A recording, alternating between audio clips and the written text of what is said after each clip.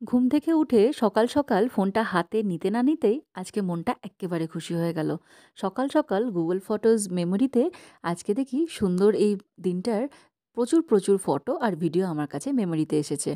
গত বছর ঠিক আজকের দিনেই আমরা গিয়েছিলাম ছাঙ্গু লেক ঘুরতে। সিকিমের অন্যতম প্রধান লেকগুলোর মধ্যে সবথেকে সুন্দর হচ্ছে ছাঙ্গু লেক বা তসগোমো লেক। আর সেখান থেকে তারপর আমরা গিয়েছিলাম বাবা মন্দির। ছাঙ্গু লেকের কথা আশা করি অনেকেই জানেন। তো এর মধ্যে আমরা ছাঙ্গু লেক পৌঁছেও গিয়েছিলাম।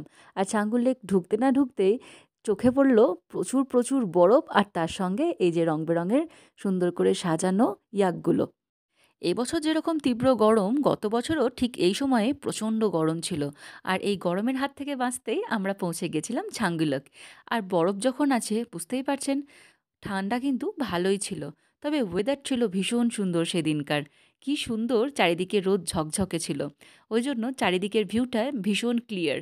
যদিও শীতকালে ছাঙ্গু লেকের জলটাও বরফে জমে যায়, তবে তখনও পর্যন্ত কিন্তু প্রচুর বরফ ছিল।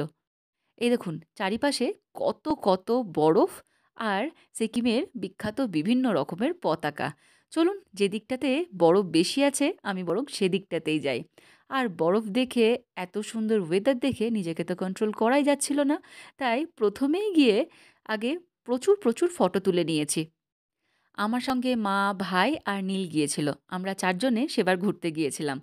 তো প্রথমে আগে ফটোগুলো তুলে নিই, তারপরে বরং বরফের খেলা হবে। আর বরফে যেহেতু প্রচণ্ডভাবে স্লিপ কাটে, তাই ওখানে লোকাল জুতোগুলো আমরা ভাড়া করে নিয়েছিলাম। পার জুতো ১০০ টাকা করে। এছাড়াও যদি কেউ চান ওখানে ছাঙ্গু লেকের বরফ দেখতে দেখতে একটু গরম গরম ম্যাগি বা চা খাবেন, বাইরে কিন্তু ছোট ছোট দোকান আছে, সেগুলোও খেতে পারেন। আর দেখুন কত ট্যুরিস্ট ছিল।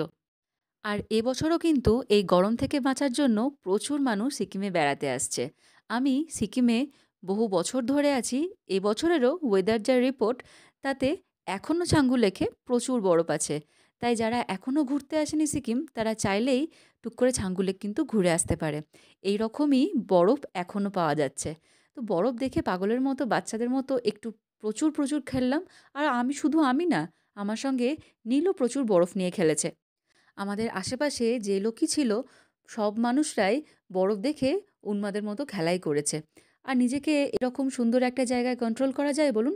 তারপরে আমি আবার খেলাধুলোর পরে এরকম কয়েকটা রিলস বানানোর জন্য ভিডিওও বানিয়ে নিলাম। কখনো বা বসে, কখনো বা চুলটাকে সাইডে করে, কখনো এদিক ওদিক হেঁটে, যেভাবে ইচ্ছে হয়েছে সেভাবে ফটো তুলেছি আর বরফ নিয়ে খেলা করেছি। তবে এই মাঝে মাঝে একটা করে ইয়াক এসে বড্ড ডিস্টার্ব করছিল। আর যদি কেউ চান, তবে এরকম ইয়াক রাইডও করতে পারেন। আর যদি ইয়াক রাইড না করেন, ইয়াকের শুধু ফটো তোলার জন্যও ব্যবস্থা আছে। পার ফটো ১০০ টাকা করে নেয়। চাইলে ওখানে সিকিমিজ ড্রেস পরেও কিন্তু ছবি তুলতেই পারেন। তবে আমরা আর এখানে বেশিক্ষণ দাঁড়াবো না। এখান থেকে আমরা এরপরে চলে যাব বাবা মন্দির। ছাঙ্গু লেক থেকে বাবা মন্দির যেতে প্রায় ঘন্টা দেড়েক সময় লাগবে।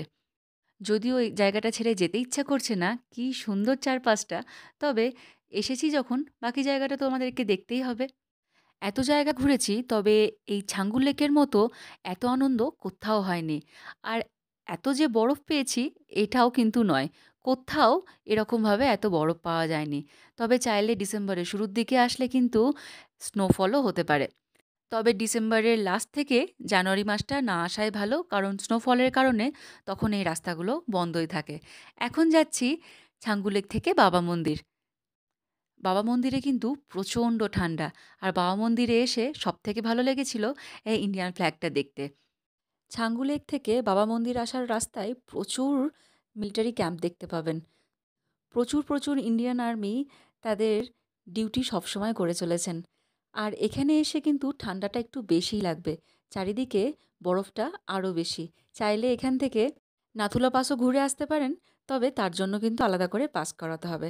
তো চলুন, আমার মেমোরিটা আমি আপনাদের সঙ্গে শেয়ার করলাম। আজকের মতো টাটা।